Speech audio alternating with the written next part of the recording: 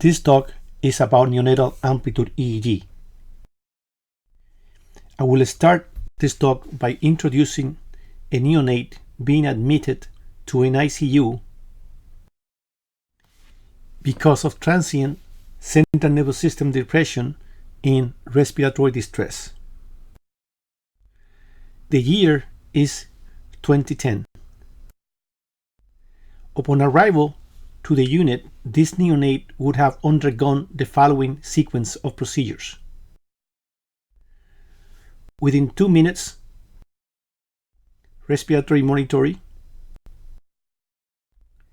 1 minute later, cardiac monitoring. In 1 more minute, peripheral oxygenation monitoring. And 6 minutes later, central oxygenation monitoring. The brain would have not been monitored. Why? It would have been argued back then that technology is not good enough to monitor the brain, that if the brain is injured, clinical manifestations would be obvious,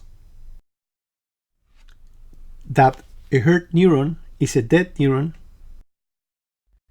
and that it is better not to know. So it would have been in 2010. The question of brain monitoring at risk neonate without overt clinical evidence of neurological disease in most institutions would have been met with a cold shoulder. Now let's bring forward to the year 2019. Now the same question will bring about a totally different answer. It would be an enthusiastic, let's monitor the brain. So what has changed? Computers have become more powerful and readily available. Now we know that the brain often takes injury and manifests no signs of it. For example, a stroke in the motor strip produces no symptoms in 75% of the cases, and hemiparesis only occurs in 25% of the cases.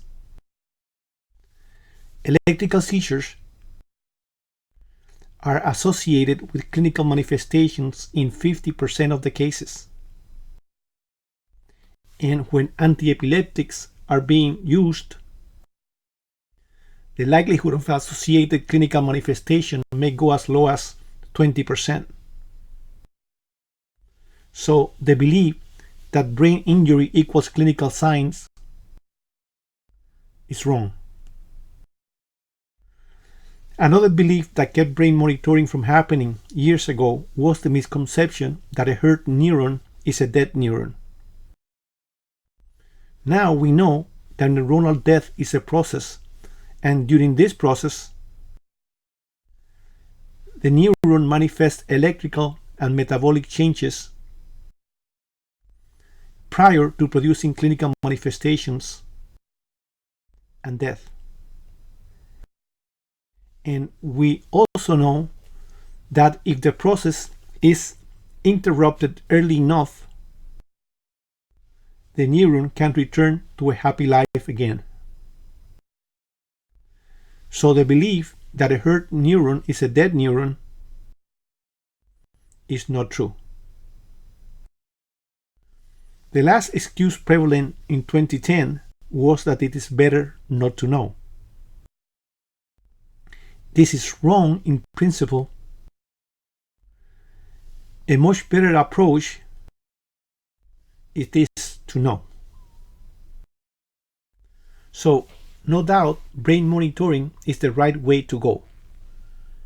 Then, a follow-up question to this is, who should we be monitoring? The indications for brain monitoring are very broad. Neonates with or at risk for encephalopathy, neonates at risk for seizure recurrence during seizure treatment, neonates at risk for seizure recurrence while or after weaning anti-seizure medications, and neonates at risk for over or under treatment while undergoing pharmacological paralysis or induced coma. So that answers the question of who, but raises a new question: how? The neonatal brain can be monitored by conventional EEG, by video EEG, by near-infrared spectroscopy,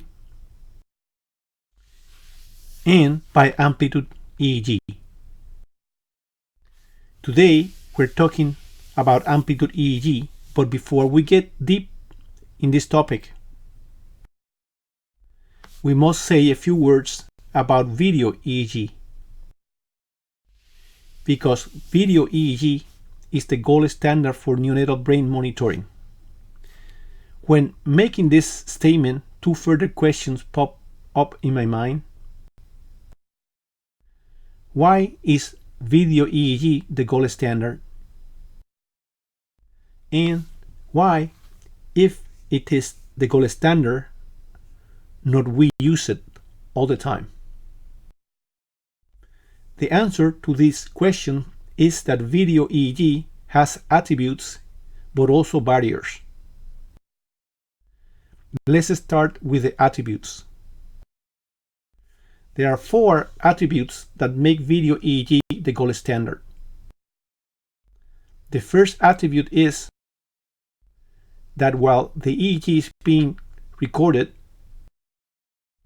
we can see the baby, thus establish a clinical electroencephalographic correlation. The second attribute is that the EEG recording allows us to see wave amplitude, duration, and shape, as well as the rhythm these waves form. The third attribute is that we can continue recording for days. And the fourth attribute relates to the relatively large area of brain surveyed by this method. This is one of the most often used montage for video EEG. It has 11 searching electrodes, 1 ground, and 1 absolute reference electrode. The later 2 electrodes are not shown in this frame. Such a frame surveys a large area of the lateral hemispheric brain surface. I have now represented the sagittal cut of the brain. The yellow and green lines represent the meninges. The white line, the scalp. Below the brain, I have represented the cerebellum. I have created this figure to show you the catch area of this montage, which corresponds to the area covered by the transparent aqua shading in the brain figure. In this area, video EEG recordings are able to capture large and medium-sized epileptic foci. So, I have just mentioned the attributes of video EEG. I will now mention the barriers,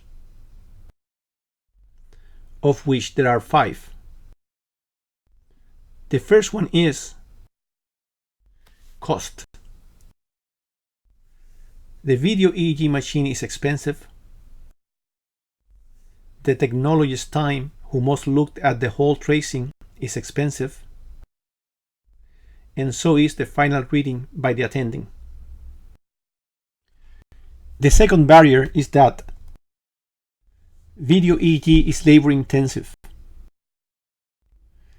Placing 13 electrodes in a neonate's head is not an easy task. The third barrier is that it takes months of intense training to learn how to read EEGs. The fourth barrier is that video EEG does not pick epileptic foci arising and restricted to deep cortical regions, nor epileptic foci limited to the lower surface of the brain, nor does it pick up cerebellar epileptic foci.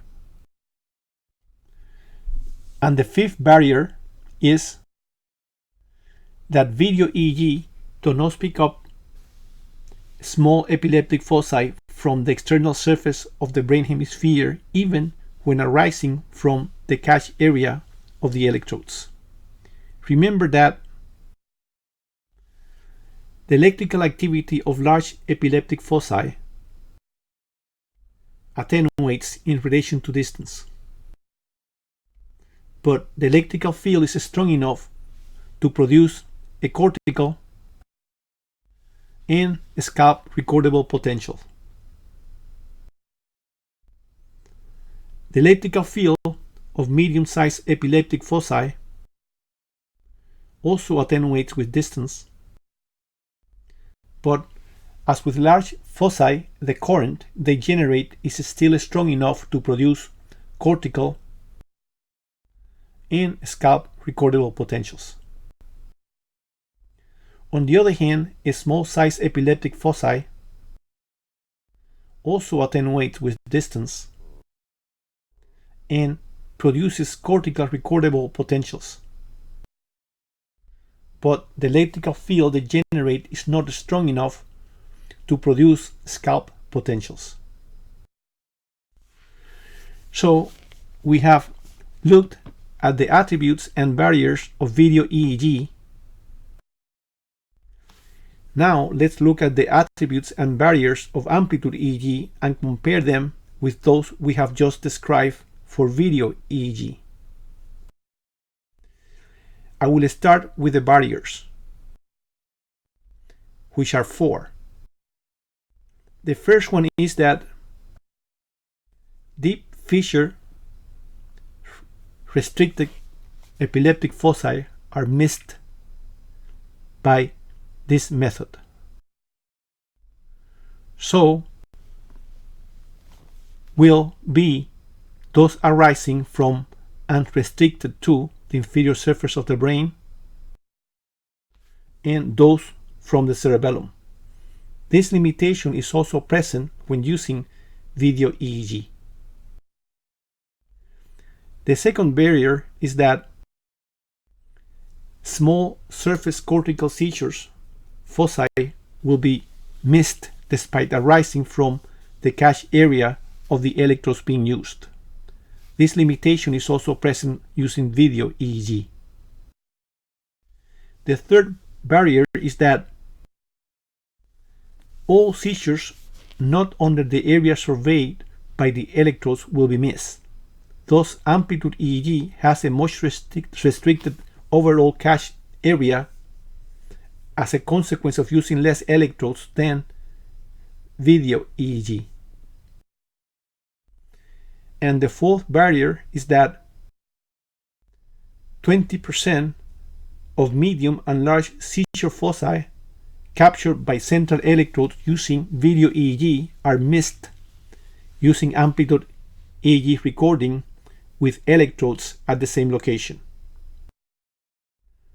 This occurs because seizures not producing changes in amplitude are not detected using amplitude EEG recording, but they are detected using video EEG because the epileptic profile of these events depends on wave frequency and shape and the rhythms, features not analyzed by amplitude EEG. So now that we have looked at the barriers of amplitude EEG, let's look at the attributes of amplitude EEG. Amplitude EEG has 5 attributes. The first one is low cost. The Amplitude EEG machine is simple. It has a single differential amplifier, filters, a relative inexpensive computer program, and 2 writing devices.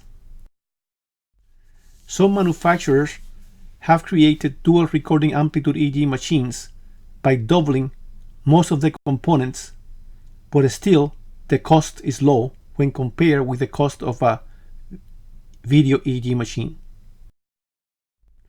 The second attribute of Amplitude EEG is ease of application. Amplitude EEG is not a labor-intensive procedure. Single channel recordings going from the left to the right central regions, the most often seizure-involved regions in neonates, require 3 electrodes. Dual recording going from left central to left parietal and from right central to right parietal, which has the advantage of, in addition to surveying the most frequent site of seizures in neonates, also surveying the most vulnerable cerebral area for hypoperfusion, or dual recording going from left central to left temporal and right central to right temporal, the 2 most frequent seizure sites in neonates, requires only 5 electrodes. The third attribute of Amplitude EEG is that it can be recorded for weeks, even for longer than video EEG. The fourth attribute is the ability to record most of the clinically silent seizures arising from large and medium epileptic foci occurring within the electrode's catch areas. And the fifth attribute, and the most important one, is the ease of interpretation. You do not need months of special training to read Amplitude EEG. So much so that if I can get your full attention for the next 10 minutes, you will become proficient Amplitude EEG readers. So let's start becoming an Amplitude EEG reader. This is the simple old-fashioned representation of an Amplitude EEG machine that I have been showing you throughout this talk. And now I have introduced a segment of an actual recording. Notice that I have introduced in this frame a segment of paper recording. I have done so instead of using a picture from a computer screen because I think paper recording are best to explain the features of Amplitude EEG recording and how to read Amplitude EEG. So, what are the Amplitude EEG features needed for interpretation? The Amplitude EEG recording has an amplitude integrated EEG channel representing brain activity and an impedance channel. The impedance channel indicates how good is the connection between the scalp and the electrodes. Each longitudinal cell in the EEG channel corresponds to 10 minutes of recording and in real size encompass 1 centimeter. In the impedance channel, two longitudinal cells correspond to the same measurements. So in this little strip, we have about 5 hours of recording. Each hour occupies 6 centimeters of a strip in real time. So as you can see, we can break every hour into 6 10-minute epochs that we use as unit for description. The horizontal lines in the EEG channel express microvolts. From 0 to 10 microvolts, the values are displayed in a linear fashion. From 10 to 100, they are displayed in a semi-logarithmic fashion. So, as you can imagine, a given pen displacement in the upper margin implies more microvolts of change than the same pen displacement at the lower margin. Now, please look at the impedance channel. One vertical cell corresponds to 5 kilo ohms. So, starting from 0 ohms, the first thick line corresponds to 5 kilo ohms, which indicates that the scalp electrode connection is good. The second thicker line corresponds to 10 kilo ohms, which implies that the electrode scalp connection is fair. The next thick line represents 50 kilo ohms, implying that the connection between the scalp and the electrodes is no good. Now that we have gone through the important amplitude EEG features, let's take the next step. Let's address the issue of reading amplitude EEG. The first thing I want to say about amplitude EEG reading is that it is easy. You only need to consider 5 points, and they are to analyze compactness, cycling, and bandwidth, that is the upper and lower margins. To look for sudden narrowings and to recognize artifacts. So now let's look at the first point, compactness. Compactness is either present or absent. I will show you examples of both situations. This tracing core band is compact, so it is normal. This is another tracing. The EEG core band is not compact, so it is abnormal. The second point is cycling. Cycling is either present or it is not. In this tracing, the red lines traces the upper and lower margins. As you can see, they undulate, so cycling is present. Thus, the cycling component of this tracing is normal. In this new tracing, the red lines do not undulate, so there is no cycling. Hence, in this tracing, cycling component is abnormal. The next point you need to consider is bandwidth. That is upper and lower margin amplitudes. The upper and the lower margin should be analyzed independently. They are either normal or low.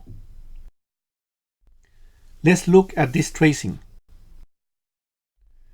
The lower margin, as traced by the aqua line, is for the most part above 5 microvolts. The upper margin, as traced by the magenta line, is above 10 microvolts. Are these parameters normal? Most will consider it so. For most readers, a lower margin above 5 microvolts and an upper margin above 10 microvolts is considered normal. A lower margin equal or less than 5 microvolts and an upper margin above 10 microvolts is considered abnormal. And when the lower margin is less than 5 microvolts and the upper margin is less than 10 microvolts, things are very bad and the amplitude EEG is labeled depressed. I will now show you an example of each of these situations. This is a normal study. Both lower and upper margins are above the acceptable limits. This is an abnormal tracing because a significant portion of the lower margin is below 5 microvolts. The tracing I have just introduced is depressed. Both the upper and the lower margins are below the acceptable limits. The values I have given you for normal and abnormal are accepted by many. But other readers raise the level of the normal upper margin to be more than 15 microvolts, as you can see expressed in this table, while keeping the same nomenclature. Still, other readers use more complicated nomenclature, which I have not found helpful. The fourth point you need to know to interpret amplitude EEG is to identify sudden narrowings. This tracing represents about 5 hours of recording, starting at 1734. The next vertical line is 1740, next one 1750, and so on. Notice that from 6 to 8 p.m., that is for 2 hours, there is no significant narrowing of the core EEG band, but narrowing indicating convulsions are present. The first one at 1743, the second one at 2003, and 4 other convulsions follow. Notice that these convulsions are characterized by an elevation of the lower band margin accompanied by an elevation of the upper margin. The next tracing I will show you has a very specific pattern. This pattern is called sawtooth pattern. It is consistent with the status epilepticus. The fifth point you need to know about is artifact identification. This is done through pattern recognition and impedance monitoring. This sudden drop with only a thin line in continuity is characteristic of artifacts. Lines that go below the 0 voltage line are also likely to be artifacts, especially if linked to changes in impedance. Unexpected voltage elevation are also likely to be artifacts. Just about any EEG changes occurring during touch time is likely to be artifact. A raggedy lower margin with minimal upper margin changes are also likely to represent artifacts. Is there anything else you need to know to be proficient in amplitude EEG interpretation? Yes, one more thing. So far, the 5 points that I have mentioned to you and the normal and abnormal values refer to neonates after 30 weeks conceptional age. Younger neonates, Amplitude EEG, have different rules that can be synthesized as follows. Normalcy has a wider bandwidth range. As you can see in this normal tracing from a premature neonate, the amplitude of the lower margin is just above 2 microvolts. And there is significant activity reaching 100 microvolts. Another difference is that the presence of less compactness of the upper half of the band in normal recordings in premature neonates, since it is indicative of the normal EEG discontinuity present in this age group. Thus, abnormality is considered in instances when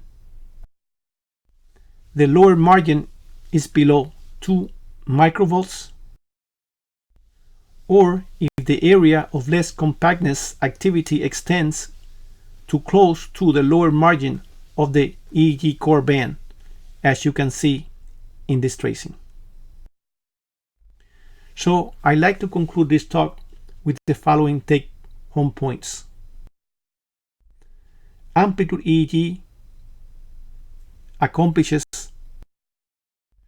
seizure detection with or without clinical manifestation if the seizure involves the brain surface in the electrode's catch area, the seizure is long and accompanied by electrical changes in amplitude. Those status epilepticus involving the electrodes in the catch area are seldom,